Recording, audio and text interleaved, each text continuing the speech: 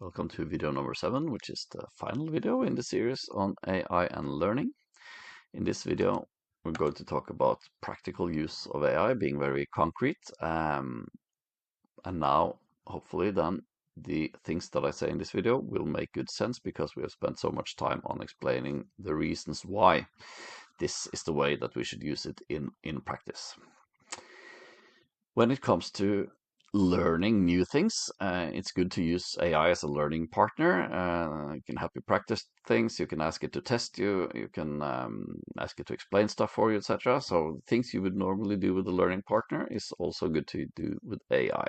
But in this video, I'll be focusing on the process of writing texts and ask what can we leave to AI when it comes to finding facts, reading, thinking, writing, and being creative. So if we start then by finding facts, it's no problem using AI to find facts. It's just the same as going to books or at the internet, etc. But you should have the ability then to evaluate the content. Is this a good source? Is this trustworthy facts? You shouldn't just believe anything said in any YouTube video, etc. But if you have critical thinking, you are also capable of understanding what are trustworthy sources that you can believe in. When it comes to reading, we read to get information, so that's why it's good to be able to read for a long time and read efficiently, etc. And then one can think, can I just read summaries given by AI so I get a quicker overview faster? That's an advantage to get this overview, but it is difficult to understand the content and what's important, etc.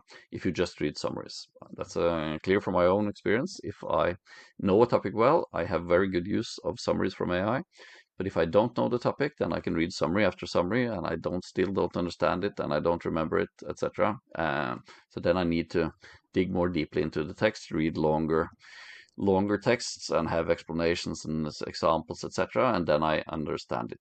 So you need critical thinking and you need enough content that you know yourself in order to be able to understand and evaluate whether these are good summaries.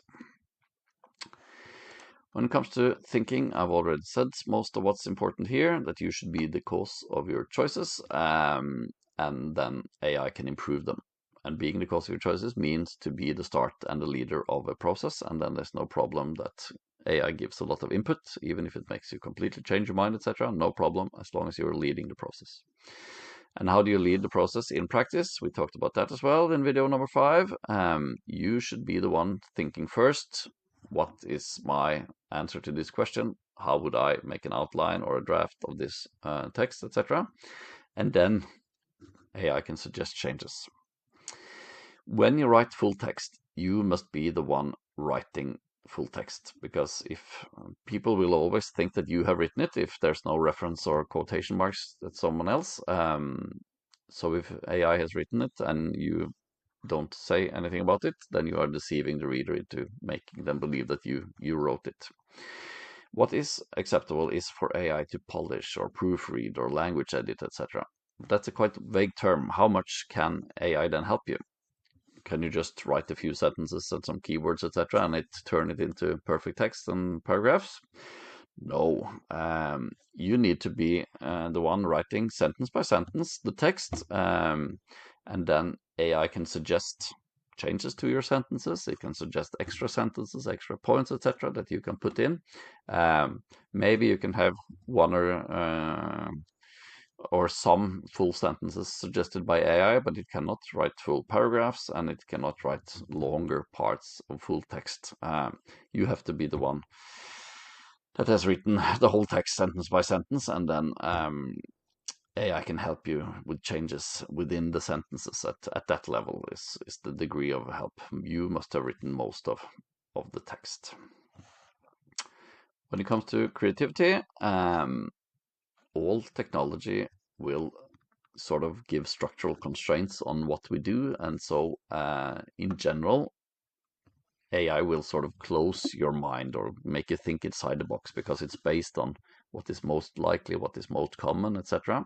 So typically AI writes quite generic texts and not very creative texts, but you can use AI actively and sort of force it to think outside of the box. You can make it suggest long lists where you can pick up some ideas and so on.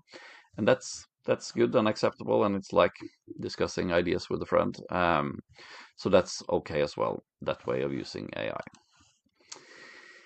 To summarize, AI can find facts for you, but you must be able to evaluate whether these are relevant and credible and representative facts. Reading, AI can give you summaries, but you must have the ability to evaluate if they are good enough, and so that requires that you also do some full text reading. Thinking, you must start the process with your own opinion, and then AI can contribute. Because you need to conclude, what do I mean about or think about this, and what is my opinion? But then you can continuously revise your conclusions. When it comes to writing, you must make the outline and the draft, and then AI can expand it for you.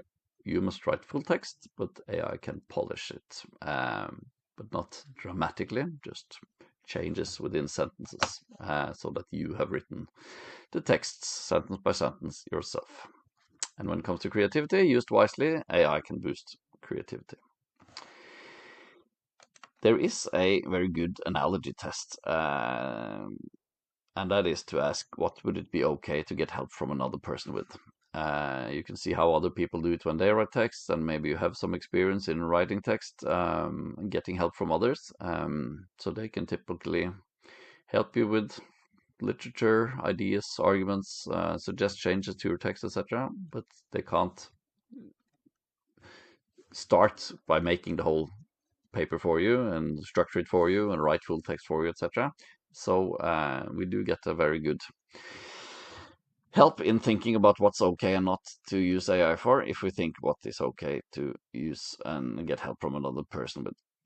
And maybe if that's unclear, I have given these concrete explanations of what you can do and what you can't do, and I've given all these explanations in the previous videos of why. And the overall main point is always that we need persons to be able to be critical thinkers. And so AI should be used in the way that improves your critical thinking and not in a way that makes you a less critical thinker. So that's the main point and main takeaway. You should be a critical thinker, and if you are, then AI can be a very good help in making you become an even better critical thinker.